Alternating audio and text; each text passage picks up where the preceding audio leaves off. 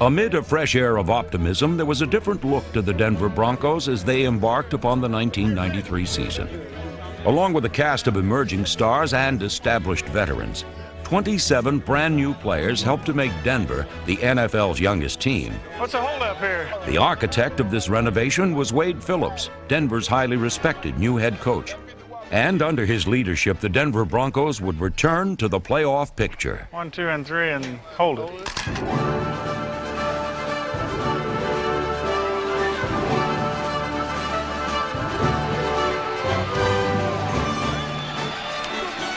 The Broncos opened this exciting new era against the Jets in the Meadowlands.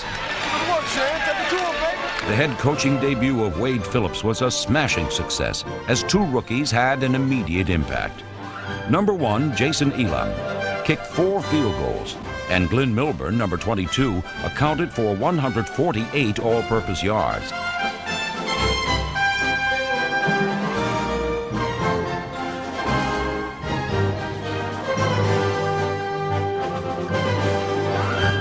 Denver took the lead early, and the defense never gave it up as Dave Wyman, Dan Williams, Jeff Robinson, and Simon Fletcher, number 73, created turnovers that the offense turned into a 26-20 victory.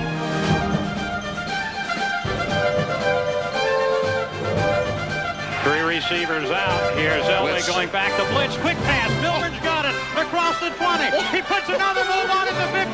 10, 5, touchdown, Glenn Milburn. Oh, man. In September, the Broncos had taken their first steps back to the playoffs.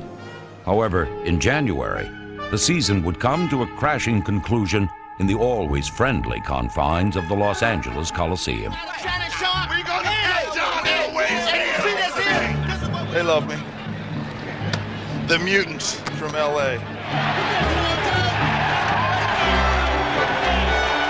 Yeah, they love us. They really do. They're all, I think they're waving to me. I don't know. It's like a field trip to San Quentin.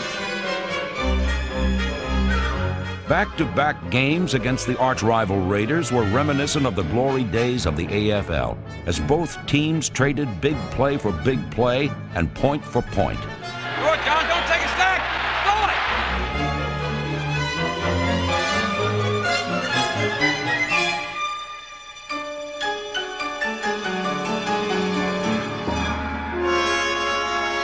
it. In 9 quarters that spanned 2 weekends, these teams would total a combined 1,683 yards and 129 total points. All right, here we go. 10, 10, 73 XD kids.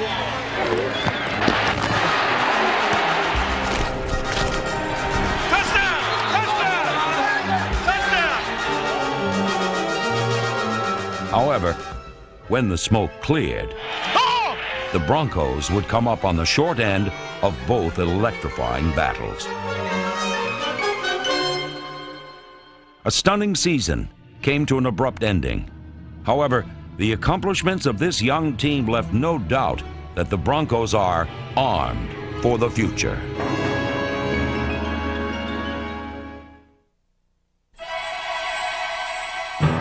In the NFL, there are only 6 days to Sunday. And for the Denver Broncos, these days begin early as coaches and players arrive much like any other normal place of business. Well, almost normal. Preparation for the San Diego Chargers is set to begin. And a behind-the-scenes look at these long, hard hours reveals a hidden side of pro football that is both mentally and physically challenging and sometimes fun. Josh, did you go fishing last night? Yeah. Catch any? I caught a lot of those little bass about this big, man. Those little suckers. Yo, I caught a huge, like, big old goldfish. That Loch Ness Monster, they've been hunting for that guy. I mean, Yeah, there's only one little deal he could be in, and It's one of those serpents. Knock his orange glasses off. Knock them down, Wood. How much you give me if I knock the orange glasses off?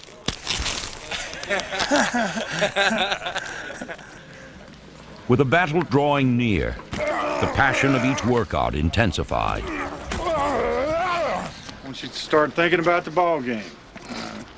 It's time to get ready now. Bro, come on! They're getting ready for us. We better be ready for them. Come on. Out of the way. Good. We need to get it down. We need to give your coaches some confidence that we know what we're doing and we can execute. Goal line audible. They're on the 5-yard line. I don't know how they got here. Must have recovered a fumble or something. Sure as heck didn't drive on us. Some of it's going to be your mental preparation going into practice today by the meetings and so forth. We got a 4-3 under sync. And so we send Shannon, we just send him where? He goes motion weak. And runs the seam from there. No, he goes out and runs a rim route. X has a go. The halfback has the scat seam read from here. The halfback's the guy coming out of that. And then he's got a shake. Let's have a good period, huh? Let's go. Let's finish strong, huh? We need to pick this up a little bit. Let's be sharp. After 6 days of preparation, Denver's talented coaching staff had the Broncos ready to square off against San Diego. Set hot! And in the second quarter, Wade Phillips shifted the offense into its hurry-up gear. Hey, let's go! Rocket, let's go! Let's go! Let's go! 24 crazy! Louie! 24 crazy! 24 crazy! Louie! Set hot! There you go! Let's go! On the ball! Ace! 72! White 72! Go deep! Away in the gun. He's got some time. There's the pass going long. Marshall, touchdown! Touchdown! Touchdown! Touchdown! Yes! And the Broncos strike in a hurry. Way to work! Way to work! Good job! Way to work! Good time! Who said the wide receivers can't score, huh? All right. Let's go. Let's keep after him now. We'll stay with it. If they give her one, we can still go ace and run him some. You know, if we get the ball down here, if we get a turnover or something here. He's got the ball again. Next time. Get the ball! Get the ball! Get it! Go! This was Broncos football at its finest.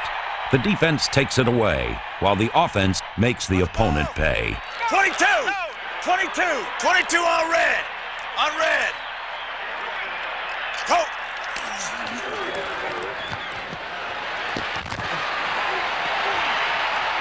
23! Let's go! Let's go! Let's go! Let's go on the ball. Oh, plenty of time. Good job. Way to work. On the ball! Yeah, go ahead. Go flood. 22, flood. 22 on red! Coach! There it is! Get it! Go! Hey! Let's go! On the ball! Let's go! 38, John! 38! Elway under center. He fakes. He rolls out to the right. Passes. Rivers. Let's go, Ricky! Touchdown! Touchdown! Yes! Touchdown! Woo! That's right. Great ball. Thanks.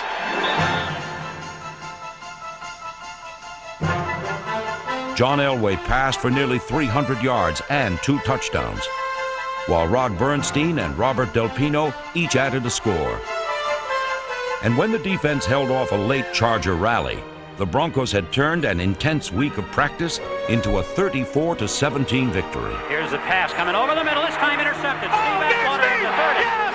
Come on, go all the way! Touchdown! Backwater to the 40.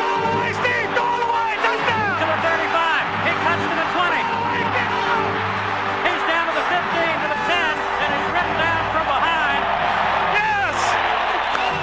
There was but one way to describe this win. And thanks to the Broncos' entire organization, there would be other victories that would fit this description. Great job. Hey, great job, fellas. That's what it's going to take right there. That's what it's going to take. That's what it takes to be a championship team. You got to beat the teams that won it last year. We did that.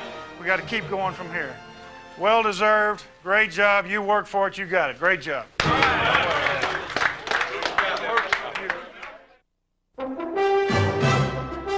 There was a look of renovation to the 1993 Broncos, as changes were made to enhance the appearance and performance of this highly successful organization.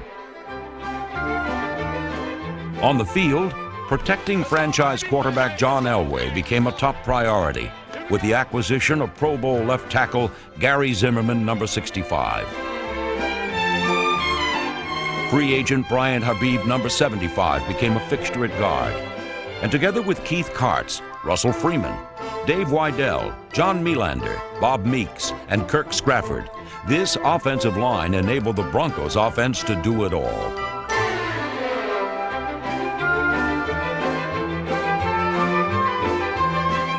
Another free agent, Rod Bernstein, number 33, gained over 1,000 all-purpose yards. And together with another free agent, Robert Del Pino, combined to score 12 rushing touchdowns.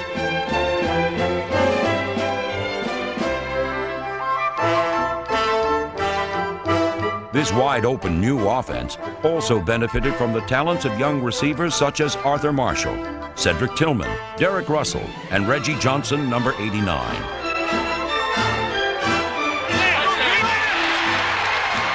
But while the offense was mostly new, the defense danced to virtually the same punishing beat. Aussie strong, long cha-cha strong. Aussie strong, long cha-cha strong. Over here, he's away, he's away, he's away. In this swirling, physical glide around the dance floor, a core of proven veterans set the tempo. Free agent Dave Wyman, number 57, proved to be a seasoned impact player, similar to other Bronco regulars like Greg Cragen, Tyrone Braxton, Charles Dimry, and Dennis Smith, number 49. Inside linebacker Carl Mecklenburg was still an impressive run stopper and second on the team in sacks, while on the outside, linebacker Mike Kroll, number 51, demonstrated similar versatility. Other youngsters like Dan Williams, Shane Dronette, and Jeff Robinson helped Simon Fletcher, number 73, lead the Broncos in sacks while becoming Denver's all-time sack leader.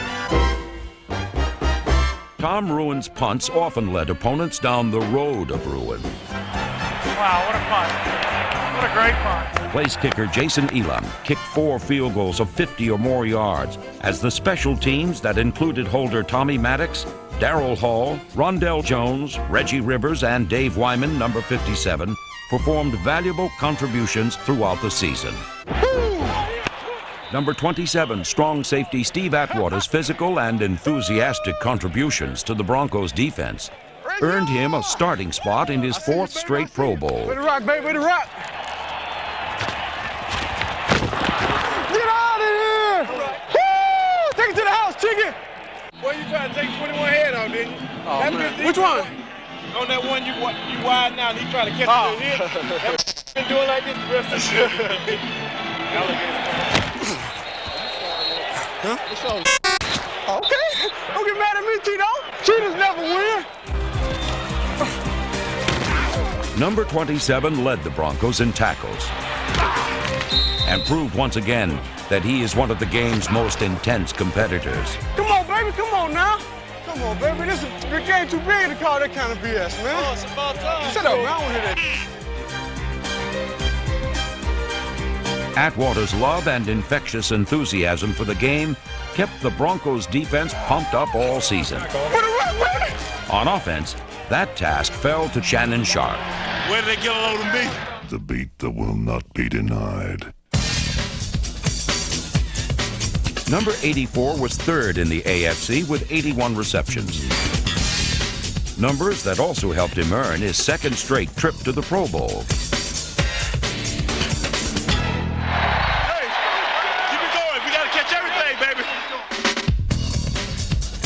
Sharpe always seemed to get open, and he always wanted the ball, especially near the goal line. 3 receivers to the right. Here comes the blitz. Elway lets it go in a hurry. Touchdown to Shannon Sharpe!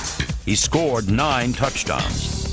And for the 2nd year in a row, Shannon and his brother Sterling of Green Bay were the only brothers in NFL history to lead different teams in receiving during the same year. Woo! Look at Shan flexing. Shan flexing on him. The beat. Back goes Elway. Pass to Sharpe. He's got it at the 30, 25-20, 15-10-5. It's a Broncos touchdown. Shannon Sharpe. Can I get a witness? Can I get a witness? While there were many witnesses to Shannon Sharpe's exploits, none enjoyed them more than Wade Phillips, who guided the Broncos back to the playoffs. In Wade's world, success began with a simple yet proven homespun coaching philosophy. I got to give him some coaching advice. You need a patient wife, a loyal dog, and a great quarterback. Not necessarily in that order. Right. In John Elway, Phillips already had his great quarterback.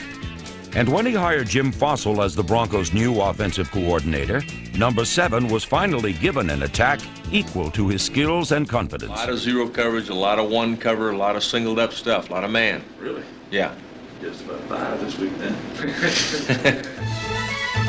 Elway responded by throwing for over 4,000 yards and 25 touchdown passes. With a little help from his friends, he also completed over 60% of his passes for the first time in his brilliant 11-year career.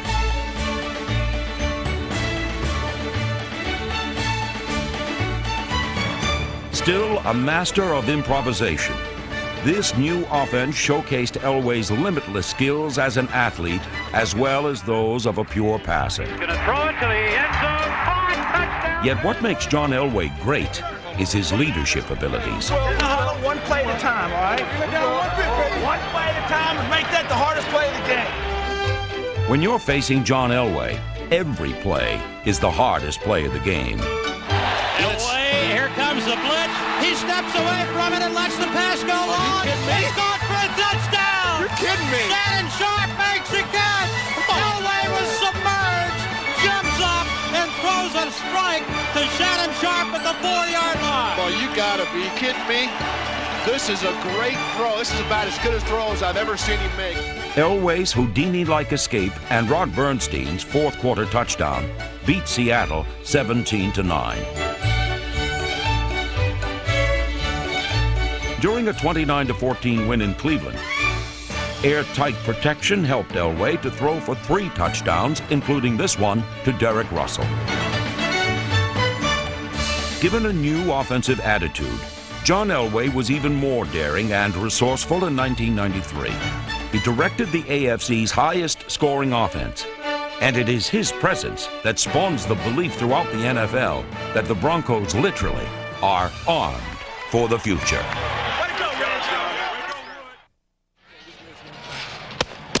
Week 12 of the 1993 season brought the Pittsburgh Steelers to Denver, where they would receive a rough welcome.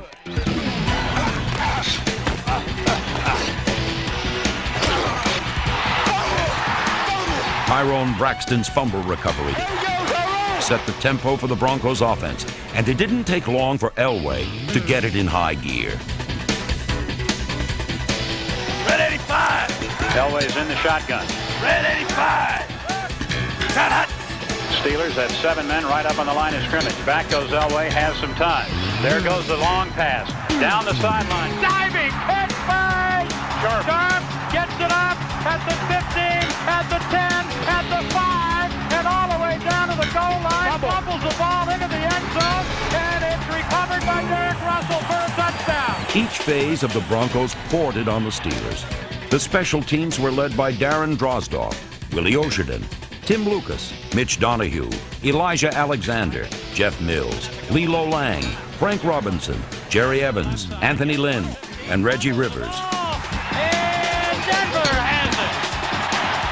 They gonna shut this truck, They gonna shut this truck. Red 85. Down on the count. And he's going to give it off to Del Pino. Touchdown. Dives into the end zone. Touchdown. There you go. In the first half, the Broncos were up by 17 points. But while the sellout crowd settled back to enjoy the stunning halftime color and pageantry of Mile High Stadium, beneath the south stands, the Broncos were plotting their next moves. Every play is just as important. One play at a time. We're going to go to the Trey G. Okay? The Trey G. We got to come off. Rod hit that thing hard and quick. 87 wham, and when he started moving, you're out of the mix, right? And you're the one moving, so you got to be the replacer on the wham. Okay? So he whams in there, you're a linebacker, plug it up in there. Okay, now, pass game wise, I need quick, precise routes, and I need a good, firm pocket. Is that clear?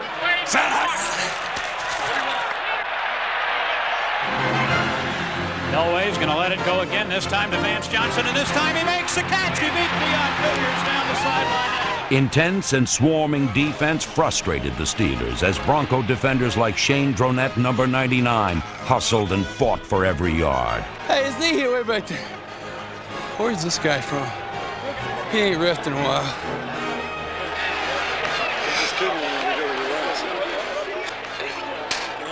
Can't relax out here.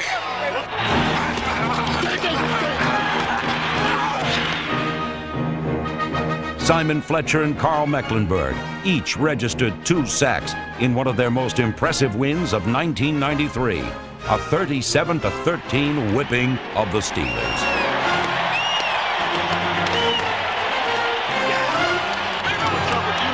Milking them injuries for TV time. Every time. Hurt, man. I know one thing. They've never had to come get me off the field in 9 years.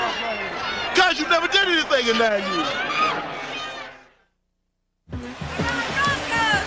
In Week 15, the Broncos were challenged on their home turf by an old familiar rival. Whoa! Here we go! Oh! They're playing our song. Hey! Yeah, they're playing our song. We're not gonna let them crash our party. It's our party, Mile High, the world's largest party.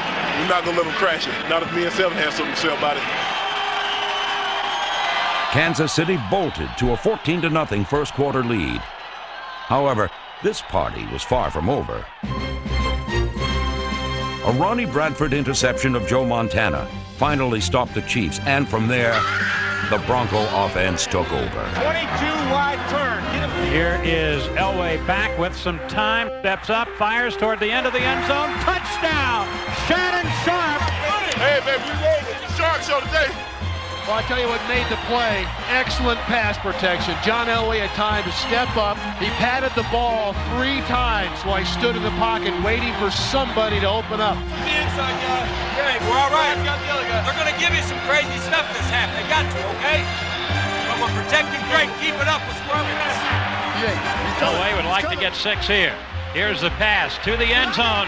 It's a touchdown! Shannon Sharp! Oh, what a throw! Good catch, Shannon.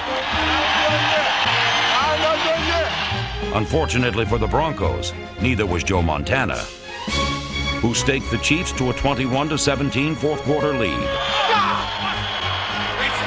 Great throw, Joe. Nice throw, Joe. Oh! We're going to pull it out. We're going to pull this baby out. Hey, be alert. Tell them about the trick play. You know they got one coming on. Tell them to stick with their man, because if not, they're going to come up. He's going to come up with a play. Some crazy they always do it, man. Denver moves around a little bit on offense. They have Rivers coming up the middle, and Rivers blocks it. It's blocked by Reggie Rivers. Barker chases it. Still rolling. Inside the 15. Inside the 10. Picked up back there. The tackle is at the... Reggie Rivers' stunning punt block put John Elway in point-blank range for the 32nd fourth quarter comeback of his spectacular career. Elway gets the snap. He looks to the end zone. Caught! Shannon Sharp! His 3rd touchdown catch for the Bulls! Nice shot, baby. Do you believe? Do you believe? We believe. We believe. Look up the word "believe" in the dictionary, and you'll see a team picture of the Denver Broncos.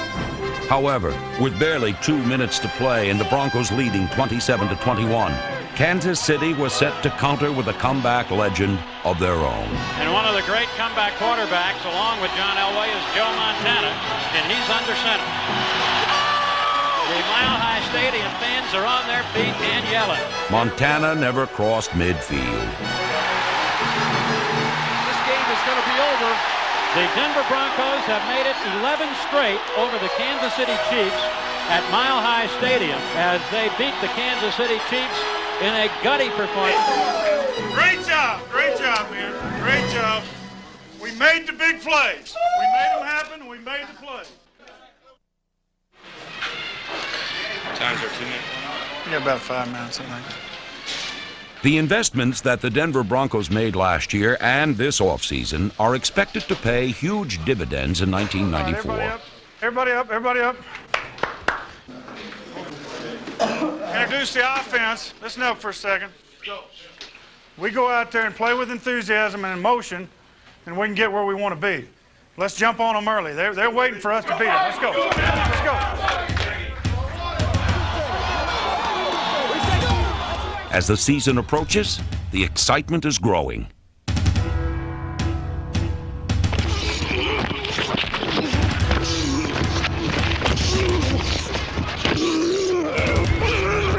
Several young new players are eager to step forward. There are also proven veterans and a brand new core of impact players who arrive in Denver as free agents. John Elway's bombs are set to explode in the arms of former San Diego Charger Anthony Miller, number 83, a deep threat, the likes of which Elway has never experienced. Elway's arsenal will also include another speedster, as Atlanta Falcon receiver Mike Pritchard, number 35, was obtained in a draft day trade. Denver's defense has also added some punch.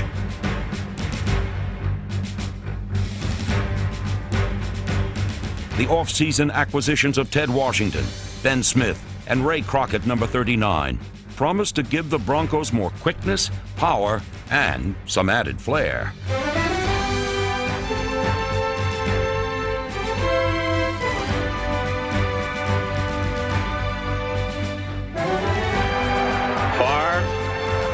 Lobs it out, intercepted, and there goes Mike Cole all the way down for a touchdown. With each and every step, the Denver Broncos are seeking to enhance a tradition of winning that spans 2 decades. And as 1994 approaches, there's a strong belief all across the Rockies that the best is yet to come.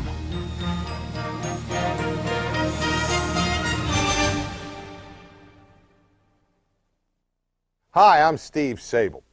For an organization that's had great success through the years, the 1993 Broncos attempted to prove that sometimes you have to take a radically different direction if you're going to keep on winning. Now, many of these changes were built around a Broncos constant, John Elway, and most were designed to enhance his chances of leading the Broncos to a world championship. Now, without question, the biggest transformation came in coaching philosophy with the departure of Dan Reeves and the promotion of Wade Phillips. Now, Wade focused on what Elway needed to maximize his performance during the final years of his career. The results not only made the Broncos a more exciting team, it returned them to the playoffs. In 1994, there are even more changes, and once again, the man who will have to put them all together is Denver's highly respected and likable head coach, Wade Phillips. How y'all doing? Good. All right. Good luck. All right, thank you. Y'all have a good year. All right. Congratulations. Hey, thanks. Hey, you got one it's of kind us, of fun huh? anyway. Yeah, you got one That's of us. right. That's right. How you feel? Feel good. As long as I don't have to go out there, we're all right. Yeah, me too. That's right. Yeah, I think Wade was the right man at the right time for Denver. What's those guys cheating in that white? What's the guys in the white cheating, man? Because he came in right away and said what millions of Bronco fans nationwide wanted to say to Dan Reeves over the years. Will you please give the ball to John Elway for 60 minutes? There he goes! There he goes! There he goes! Touchdown! Touchdown! I thought there'd be a tremendous drop-off after Reeves left, even though I knew Elway would be happy with whoever was there. We should have went ahead and thrown it on second down. I have a tough time when I get down there. I don't have any Yeah. goal line out of that 10. We need to get some more goal line plays. Take it through there. There you go. You know what I mean? Yeah. Sorry, we got 3. You might suspect that he's not real competitive, but he is real competitive. Get him, Steve! Get him! He's holding! He's holding! He's holding! He's really in sync with John Elway, letting Elway, for the first time in his career, do what he's capable of doing. He's taken the shackles off of him, and I think it was shown by Elway's passing for over 4,000 yards. Much of Denver's offensive success was due to Elway's input into Jim Fossil's new offense. You like jet a lot, right? Huh? I like jet, especially if they start bringing it, Nobody. you know, 'cause it's a lot easier for me It's to the get same as the separation. guard guys over here on Mikey. Given such input, number 7's remarkable career took an upturn in an offense that showcased his considerable quarterback skills. The good thing that happened to the Broncos last year is that Jim Fossil and John Elway became the best coordinator quarterback tandem east of San Francisco. Cutting it up. Try your A's, too. Huh? Try your 42, 43 A's. Yeah, we'll do that. You all right, man? Yeah, you're playing good. More than anything, the comfort level that Elway felt with Fossil as his coach was perfect for him, and the statistics show it. He had an amazing year.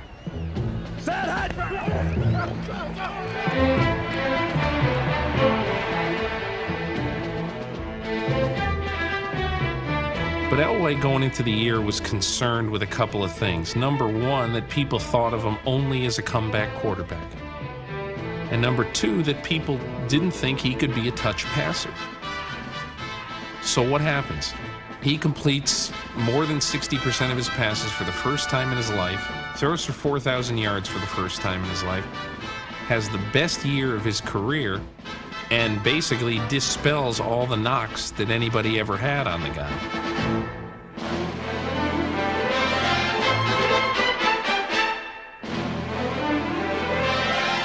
In 1994, Denver expects one of Elway's favorite targets to be number 85, Derek Russell, who had a solid 93 season. As a receiver out of the backfield, number 22 Glenn Milburn proved to be a flashy, elusive ball carrier who could generate big plays. However, he also demonstrated a knack for fumbling the ball at the worst possible times. Still, if Milburn can learn to hang on to the ball, the Broncos will have an explosive weapon for John Elway's arsenal. In 1994, the Broncos' goal is to get the defense to play up to the level of its exceptional quarterback, something that didn't always happen last season. Now, what John Elway couldn't overcome is the El Foldo by the defense.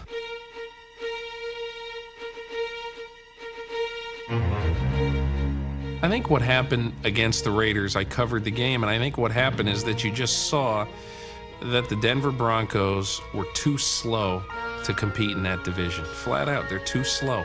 They can't beat the Los Angeles Raiders with any consistency with the defensive players, especially in the secondary that they had. Wade's just going to have to make some changes in the secondary and at linebacker to increase defensive flexibility. To create this flexibility, number 97 Ted Washington comes to the Broncos from San Francisco in a trade that gives Denver proven pass rushing skills. Eagles cornerback Ben Smith, number 26, is a former number 1 draft pick who the Broncos hope will shore up a deficiency in their secondary. The Broncos' top defensive free agent is another cornerback who comes to Denver from Detroit. Ray Crockett is kind of an impact defensive back. He's certainly got the attitude. I got skills to make meals, baby. Let's get ready to rumble! Night party, baby. He's got the personality to get things fired up. He's a tall, slender defensive back who can hit, and I think you can always use a guy like that.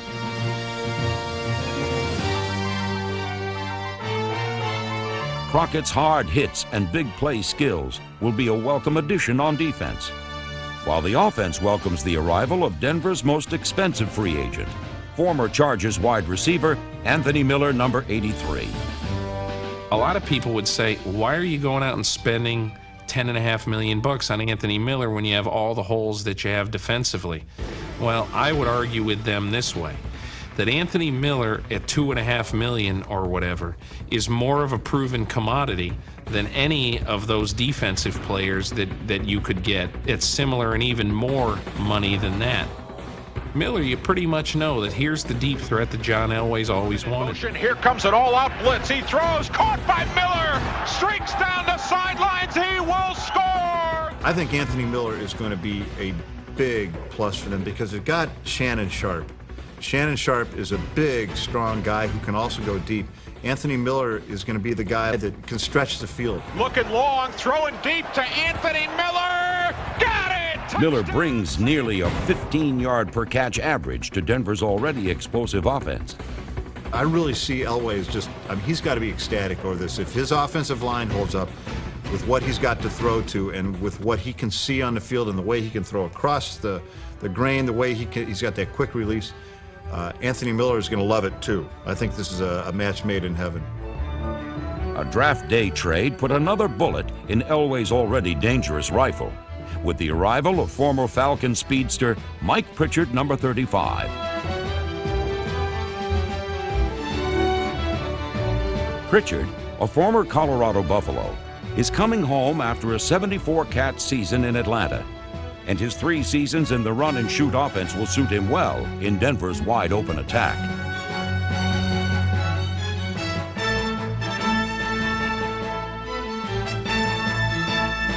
I think that this year, especially addressing the wide receiver need, there's no question in my mind that the Broncos, unless they have a spate of injuries, should be the second or third highest scoring team in football. I see the Broncos fighting it out with the Raiders. I see the Raiders as being the team that everybody's got to beat. Touchdown to Tim Brown. I think Kansas City may not be able to put it together like they did last year. I see Denver as being a spoiler, but it's gonna end up having to do well against the Raiders. And Elway goes back with a lot of time. Lets it go long to the end zone. It's going to be a touchdown for Denver. You have hope every week when you got Elway on your team.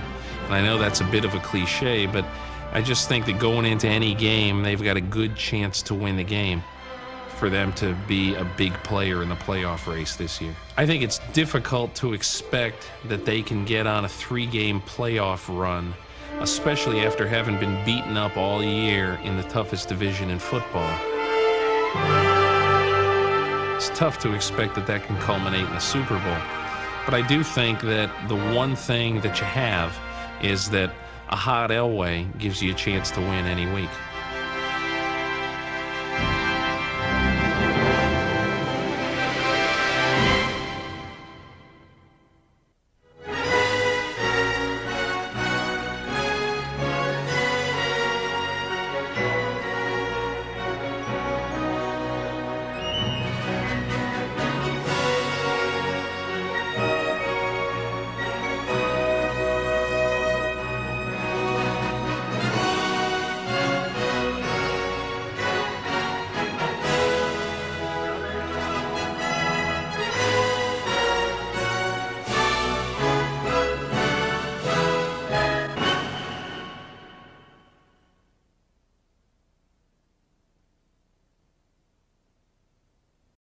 As we've seen so far, the Broncos will continue to build their future on the skills of John Elway, a man who has led his team to 3 Super Bowls, but as yet has not had a good enough cast around him to actually win one.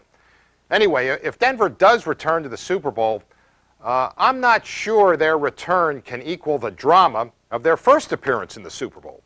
It was 1977, the birth of Bronco Mania, and the first time that the Denver Broncos had a team that could compete with the mighty Oakland Raiders. Mile High Stadium, Denver, Colorado. Sellout, 75,000 fans, 20 degrees. Denver has not beaten Oakland here in Denver in 15 games, not since 1962. The Raiders was the type team when they walk out on the field, your knees supposed to be knocking. We would let them know that some new guys was on the block that could play with them. We was really looking forward to that game because that particular game would sort of either make us or break us. We'd never beaten the Raiders twice in 1 year. To me, that was it, to beat the Raiders twice, and we knew if we were going to go to the championship game, they had to come to us to win it. The recipe for this game was seasoned with big plays, but it got its spice in the third quarter. Leading 7-3 and about to score again, the Broncos were saved by the whistle. In for the Oakland Raiders. Lytle. Oh, what a hit by Jack Tatum. Number 32, Tatum. Was there a fumble? The Raiders say they had the football, but I believe the whistle was blown dead. the football. Mike McCoy, number 76, running off the field with it, but they called it back, and Denver still has possession. John Madden can't believe it. We were struggling in that game. You know, we didn't have a punt return. We didn't have all those things. We were just scrapping. We were just scrapping and, you know, trying to make the best we could of it. And then, you know, and that was the type of play we needed. We needed that play down there in the goal line when they fumbled. Well, they're going up the middle. They've got 4 shots to get a touchdown. Rob Lytle was crushed by a tackle from Jack Tatum. Lost the football, but apparently after the whistle. But obviously the fumble occurred before Lytle hit the ground. And apparently in that mass of humanity, the officials did not see it, or that McCoy took the ball away from a Denver player. The officials ruled that his forward progress was stopped. In that part of it, they were correct. But unfortunately, they couldn't tell in all of those players that the ball came out. The ball came out almost immediately. It was a fumble, and we were wrong on the call. But there's a play that could be the key play in this game. And there was a very strong push for the possibility then of instant replay. Here's a television cameraman who was standing in the end zone with a handheld camera. He had the correct shot. And why shouldn't we be able somehow to be able to make use of this play? So that this began to change my mind about instant replay to a point where I felt, why don't you go and make use of the electronic devices that are available to you? I'll tell you a story about that. Now it's like 10 years later, and I'm broadcasting for CBS. Art McNally is the head of the officials. So he's at CBS, and he's giving a talk, a rules talk, and he has this film, and they're going back and forth. You know, is this a good play? Is that, what should you call here? What should you call there? So he's in the area of fumbles. And, you know, is this a fumble? And everyone goes, yeah, and he goes, yeah, it is. Or is this a fumble? No, it's not. You know, yeah, no, and everything. So in the middle of this, and it blurts out, and I swear I didn't premeditate it because I didn't know what was going to happen. I said, how about Rob Lytle's fumble in Denver? And he goes, that was a fumble. I said, I knew it was. It took him all those years to say there was a fumble. But I don't know that we would have won that game anyway. So it's first and goal at the 1-yard line. John Keyworth reached the end zone on the next play and felt no remorse about the lucky break that got him there. The only ones that cry are the ones that lose. That's the way it is in life. And that's the way it was that day. But it was wonderful, and you don't care. Let them cry, you know? Let them cry. The miracle has happened. The Broncos... Instant replay has since come and gone. Officials, like players and coaches, make mistakes. So today, the human element, rather than technology, makes the final call.